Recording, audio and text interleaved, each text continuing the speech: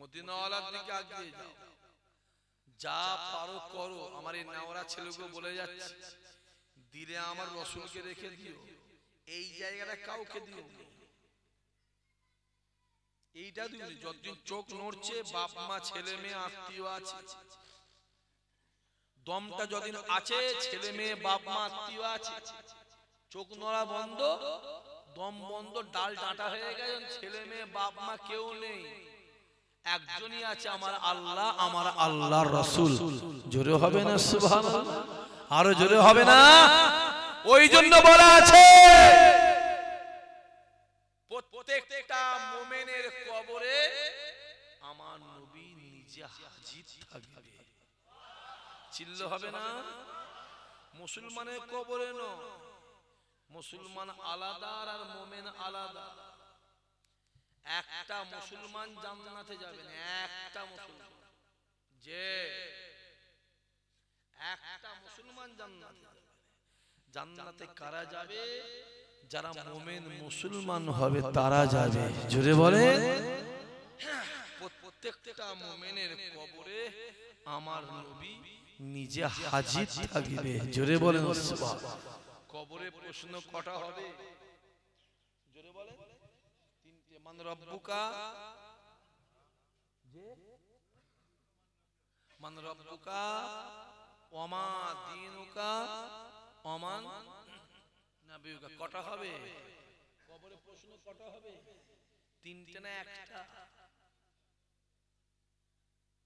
আমি তো একটা পড়েছি। আমার চাচা ভুল হতো, বলা যায় ভুল হতো, ভুল ধরার লোক তো ভাই ঘুরছে পকেটে পকেটে, কখন ভুল ধরো? পাগলা কথা করে। আল্লাহ যদি কাউকে সম্মান দেয়, তার সম্মান কেউ নামাতে পারবে? কথা বলেন না কেন? অত সহজ বাবাজি। খবরে তো একটা প্রশ্ন, আপনারা কটা? তিনটে। মান রব্বুকা ওমা দীনুকা ওমান নাবিয়ুকা, মান রব্বুকা ওমা দীনুকা ওমান নাবিয়ুকা। এ জওয়ান যুবকেরা, কিতাবালা লিখতে লাগে, কবরবাসী গোসল দিয়ে কাফন পরিয়ে যা যা নামাজ পড়ে কবরে দেওয়ার পরে কবরে প্রশ্ন করা হবে, মান রব্বুকা ওমা দীনুকা ওমান নাবিয়ুকা। কটা? আমি তো একটা বলছি, কি হবে? হ্যাঁ, আমি তো একটা, আপনারা তিনটে। কেতাবালা লিখতে লাগে, বহু লম্বা চওড়া ঘটনা, বেশি বলার সময় নাই, সময় এসেছে, বেশি লড়া যাবে না। কেতাবালা লিখতে লাগে, ওই কবরবাসীকে প্রথম প্রশ্ন করা হবে, মান রব্বুকা। কবরবাসী উত্তর দিতে পারল না। দ্বিতীয় প্রশ্ন করা হবে, ওমা দীনুকা। কবরবাসী উত্তর দিতে পারল না। তৃতীয় প্রশ্ন করা হবে, ওমান নাবিয়ুকা। যখন ওমান নাবিয়ুকা বলা হবে, প্রত্যেকটা মুমিনের কবরে আমার নবী নিজে হাজির হয়ে যাবে। জোরে বলে, আরো জোরে। কেতাবালা লিখতে লাগে, যখন আমার নবীকে বলা হবে, প্রত্যেকটা মুমিনের কবরে আমার নবী হাজির হয়ে যাবে। ওই কবরবাসী প্রথমটা জবাব দিতে পারলো না, দ্বিতীয় জবাব দিতে পারলো না। যদি তৃতীয়টা জবাব দিয়ে দেয়, আমার আল্লাহ পাক রাসূলুল্লাহর খাতিরে ওই কবরবাসীকে আমার আল্লাহ মাফ করে দেবে। আরো জোরে বলে, জন্ম বাবার সময় নবী, সারা জীবন নবী, মরণের সময় নবী, কবরে নবী, কিয়ামতে নবী, হাসরে নবী, মিজানে নবী, ফুলসুরাতে নবী, এমনকি আল্লাহ দয়ার জান্নাতের দরওয়াজাতেও মুহাম্মদ রাসূল। সব জায়গায় যেদিকে যাবে নবী ছাড়া, জোরে বলে, কোন রাস্তা না হলো তো নামাজ রেখে দেখে যা, না হলো আমার দাঁড়ি দূর গাধা, তো মোদিরও দাঁড়িয়ে আছে।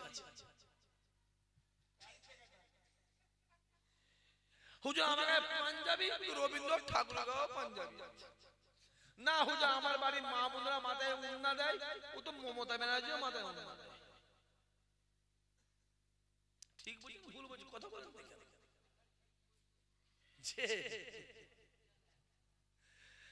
যে না হুজুর কলেমা বললে মুসলমান দূর পাগা পাগলা কোথাকারে, সারা দিন রাত কলেমা পড়ছে কত লোক। এই রমজান মাস এসছে, কথা বলে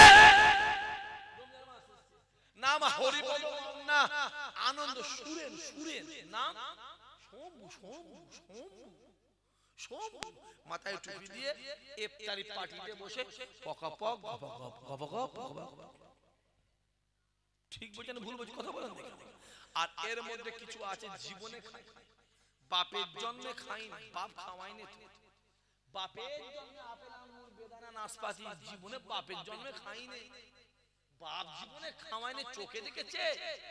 ফজরের পরে উঠে সেহরি করলি, নিয়ত করলি, ফজরের নামাজ পড়লি, জোহরের নামাজ পড়লি, আসরের পড়লি, পরে হ্যাঁ ওই বেঈমানদের পয়সায় গিয়ে ইফতারি করলি।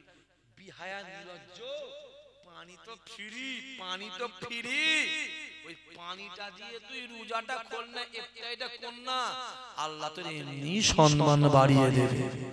জোরে হবে না? দেখতে পাচ্ছিস সমাজ কি হচ্ছে, দেখতে পাচ্ছিস? চোখটা খুলে খুলে দেখ।